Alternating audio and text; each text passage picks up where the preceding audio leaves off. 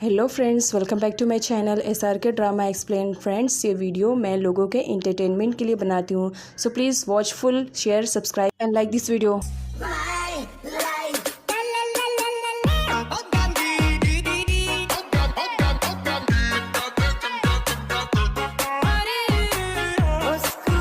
अगर आप previous part को देखना चाहते हैं तो मैंने डिस्क्रिप्शन में लिंक मेंशन किया है, आप वहां से देख सकते हैं। फा जैसे तैसा बहाना बना करके कांग को कबीले से बाहर लेकर तो आ जाता है, लेकिन जंगल के रास्ते में उसकी मुलाकात थिप से हो जाती है। थिप को देख करके फा अपनी ओवर एक्टिंग करना स्टार्ट कर देता है और कांग के ऊपर गन रख कर उससे कहता है, मैंने मना किया था ना थिप कि मेरे काम के मामले में टांग अड़ाने की कोशिश भी मत करना। इंटरफेयर करोगे तो बदले में तुम दुख भी पाओगे। तब थिप कहता है, मैं तुम्हें छोड़ूंगा नहीं। तुमने मेरी फियांसे और कांग दोनों को हर्ट करने की कोशिश की ना। और यहाँ पर दोनों फायरिंग करना स्टार्ट कर देते हैं। फा के कहने पर कांग आया था यहाँ पर नामपिंग की रखवाली करने के लिए। नामपिंग बहुत ही ज़्यादा फिक्रमंद थी। वो कहती है, पता नहीं मेरी सिस्टर किस कंडीशन में होगी। तब कांग उसे कहता है, मुझे लग रहा है कि तुम्हें अपनी बहन को छोड़ करके अपने हस्बैंड की केयरिंग ज़्यादा करनी चाहिए। पता नहीं वो किस कंडीशन में होगा, जबकि तुम अच्छी तरीके से जान रही हो। मैंने कितनी बार कहा है कि वो सेफली तुम्हारी बहन को बस ड्रॉप करने के लिए गया है। तो इसी वजह से अगर प्रे करना है ना तो अपने हस्बैंड के लिए करो, ना कि अपने सिस्टर के लिए। वो हर वक्त बस तुम्हारी वजह से किसी ना किसी प्रॉब्लम में घिर जाता है। तब नामपिंग कहती है, वो मेरी वजह से प्रॉब्लम में घिरता है या उसकी वजह से मुझ पर इतनी बड़ी प्रॉब्लम आई है। चाहे मानो या ना मानो, वो मेरे लिए सबसे बड़ी प्रॉब्लम है। अब यहाँ पर कांग उसे कहता है, तुम फा को कभी नहीं समझ सकती हो। अगर उसे समझती तो इस तरीके से तुम उसके रिलेटेड बात नहीं करती। तुमने जाना क्या है फा के बारे में? जिस दिन जानोगी उस दिन खुद ही समझ जाओगी कि जिस तरफ तुम फा के बारे में सोच रही हो वो बिल्कुल भी वैसा नहीं है। जॉम्बी वहाँ पर आ जाता है और वो कांग से कहता है, तुम्हारा मालिक कहाँ गया है? मुझे मालूम है, तुम्हें सारी इन्फॉर्मेशन रहती है कि तुम्हारा मालिक कब, कहाँ, किस सिचुएशन में किस तरह से जाता है। बताओ वरना मार खाओ। तब यहाँ पर कांग बता देता है कि एक्चुअली वो कांग को ड्रॉप करने के लिए गया है और तुमने जैसे कहा था सेम वैसे ही करना है ना। अगर रास्ते में थिप टांग लड़ाने की कोशिश करेगा तो फा ने कहा है कि तुमने उसे ऑर्डर दिया मारने के लिए, तो मार भी देगा। इसी वजह से फिक्र मत करो। लेकिन जो जॉम रहता है उसे फा पर बिल्कुल भी ट्रस्ट नहीं हो रहा था। फा जानबूझकर कांग को पुश करता है ताकि थिप उसे संभालने में बिजी हो जाए और मौका पा करके वो वहाँ से निकल जाए, क्योंकि वो थिप को हर्ट नहीं करना चाह रहा था। लेकिन थिप तो फा के पीछे पड़ जाता है। वो उसे शूट करने वाला रहता है और अपने आप को सरेंडर करने की बात कर रहा था। तब यहाँ पर कांग उसे समझाती है कि वो ऐसा ना करे, क्योंकि फा के रिलेटेड उसकी जो भी थिंकिंग है गलत है। तब फा उससे कहता है, देखो मैं बिल्कुल भी तुम्हें हर्ट नहीं करना चाहता हूँ, लेकिन अगर फर्स्ट तुमने मुझे हर्ट करने की कोशिश की तो याद रखना मैं तुम्हें छोड़ूंगा भी नहीं, वॉर्न कर रहा हूँ। ये कहकर जब फा वहाँ से जाने लगता है तो थिप उसे फॉलो कर रहा होता है। वो उसे शूट करने वाला रहता है। तो यहाँ पर फा कुछ मैजिक ट्रिक का यूज़ करता है, जिसकी वजह से थिप अपने गन का यूज़ नहीं कर पा रहा था। फा उसे छीन लेता है और उसे वॉर्न करते हुए कहता है, मैंने मना किया था ना कि मेरे साथ कुछ भी ऐसा वैसा करने की हिम्मत मत करना, क्योंकि तुम मेरी पावर को जानते नहीं हो। और उसके शोल्डर पे शूट कर देता है। वो इस वजह से उसके शोल्डर पे शूट करता है ताकि उसे थोड़ी सी चोट लगे। अगर वो किसी और जगह पर शूट करेगा तो हो सकता है कि मर भी जाए, क्योंकि उसने जॉम को देख लिया था। फा से कहता है, बस इतनी छोटी सी चोट दे करके तुम्हें लगता है कि इसने जो हमारी डैड का नुकसान किया है वो सबकी भरपाई कर पाएगा? बिल्कुल भी नहीं। अगर इसे मरना है तो जान से मारो, नहीं तो इसे अपने सरदार के पास लेके जाओ, फिर उसके बाद सरदार जो डिसाइड करेंगे उसके साथ यही होगा।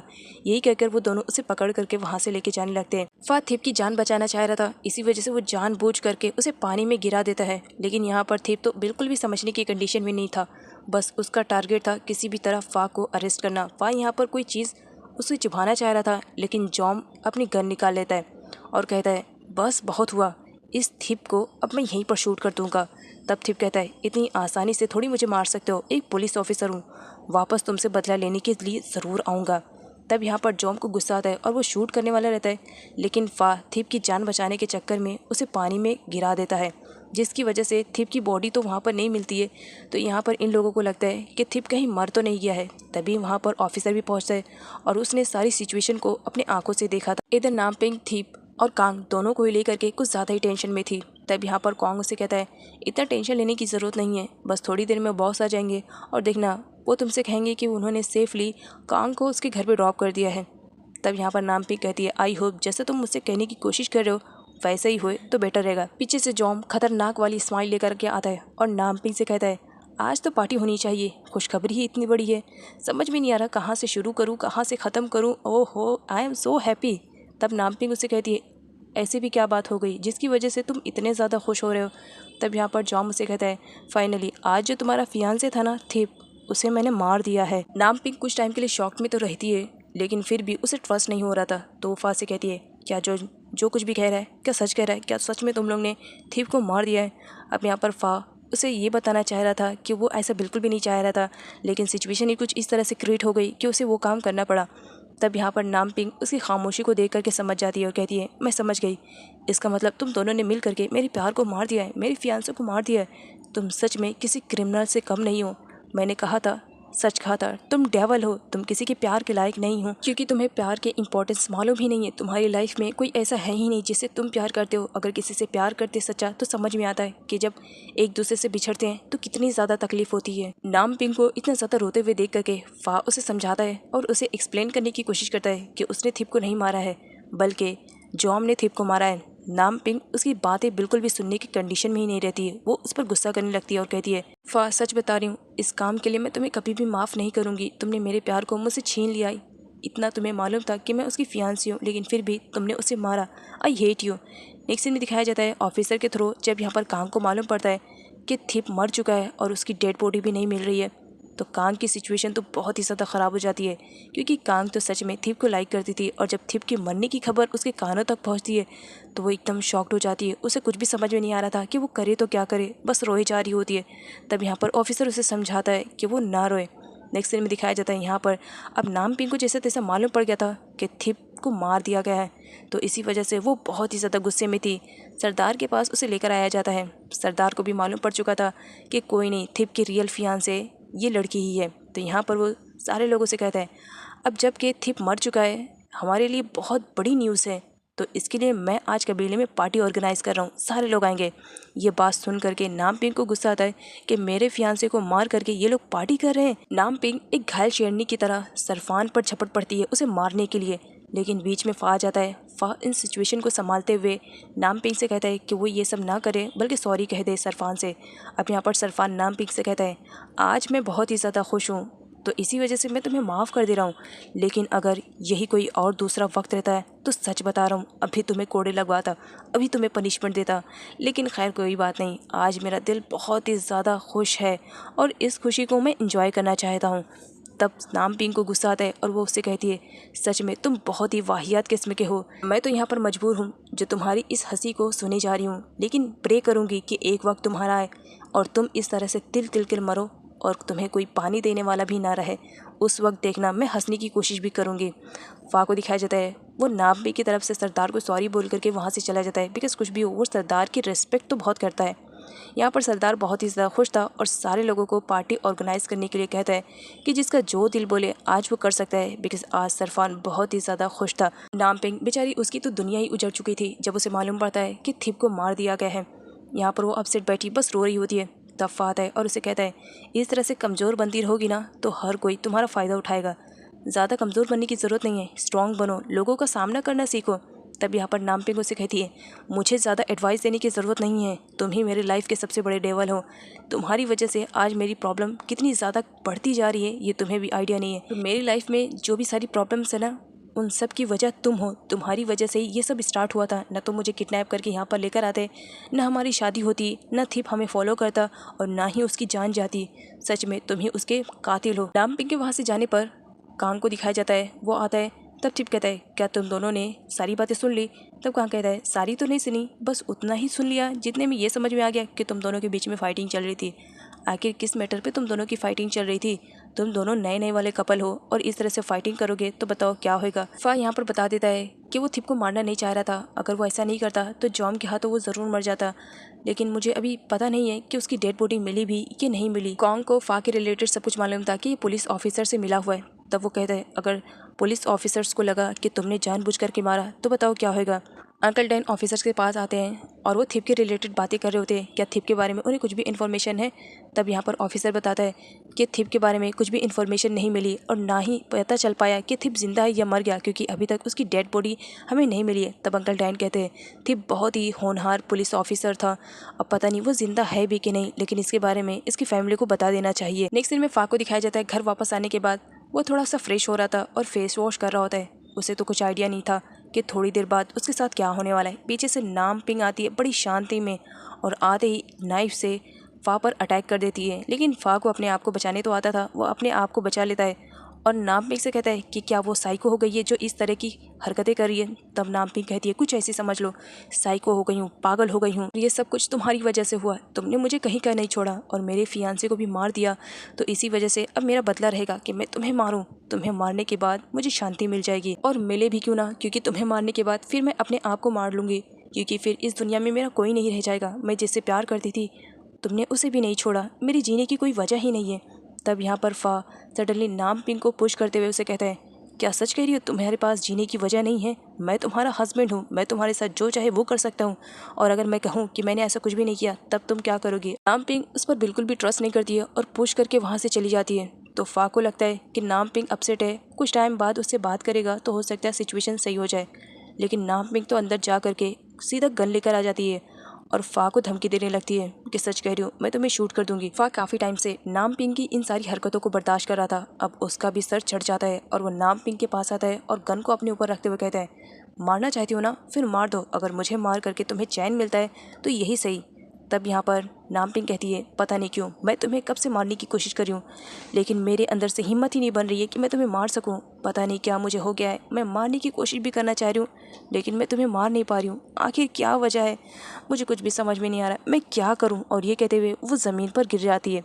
तब यहाँ पर उसका गुस्सा कम करने के लिए फा ज़बरदस्ती उसे बाहर लेकर आता है और उस पर ठंडा पानी डालने लगता है, ये कहते हुए बहुत ज़्यादा गुस्सा तुम्हारे सर पर चढ़ गया ना, इसे उतारना बहुत ही ज़्यादा ज़रूरी है, वरना हो सकता है तुम अपने ही गुस्से में अपने आप को हर्ट ना कर दो। तो क्या इतना ठंडा काफ़ी रहेगा? नामपिंग कहती है तुम्हें जो करना है कर लो, लेकिन इतना याद रखना मैं तुम्हें कभी भी माफ़ नहीं करूँगी। तब फा यहाँ पर कह देता है मैंने कुछ भी ऐसा नहीं किया, मैं तो बस थिप की हेल्प करना चाह रहा था, बाकी मैंने ऐसा कुछ भी नहीं किया जिसकी वजह से मुझे इतना ज़्यादा गिल्ट फील करवाने की ज़रूरत है तुम्हें। सच्चाई तुम्हारे सामने है, यकीन करना है तो करो, नहीं करना है तुम्हारी मर्ज़ी। अब मैं दोबारा नहीं कहूँगा, लेकिन हाँ जाने से पहले एक बार ज़रूर कहूँगा जा करके कपड़े चेंज कर लो, अदरवाइज़ तुम्हें कोल्ड हो जाएगा। नाइट का सीन दिखाया जाता है। थिप के मारने की खुशी में अब नाइट में पार्टी हो रही होती है। यहाँ पर जॉम का एक बंदा कांग पर भड़क जाता है ये कहते हुए कि तुम्हारा मालिक यहाँ पर आया क्यों नहीं, क्या वो अपने बीवी के पल्लों से बंधा हुआ है? तब कांग को गुस्सा आ जाता है, वो उसे हिट करने वाला रहता है, तो सडनली वहाँ पर आ जाता है फा कहता है अभी तो मैं यहाँ पर आया भी नहीं सही से और तुम लोग ने फाइटिंग स्टार्ट कर दी और मेरे बगैर पार्टी भी स्टार्ट कर दी, ये कैसे हो सकता है? अगर मैं थोड़ा सा लेट में आऊँ तो तुम अपनी मर्ज़ी से कुछ भी कह सकते हो, तुम्हारा सरदार हूँ, ज़रा सोच समझ के बात करो।